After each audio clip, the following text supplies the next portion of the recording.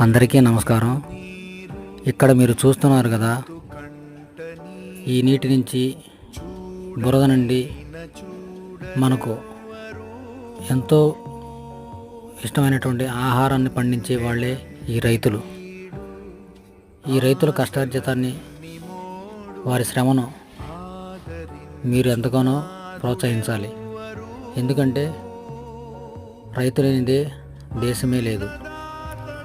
ఎంత టెక్నాలజీ ఉన్నా, ఎలాంటి ఆధునిక టెక్నాలజీతో కూడినటువంటి పరికరాలు ఉన్నా సరే, ఈ విధంగా మట్టి నుంచి ఆహారాన్ని పండించాలి.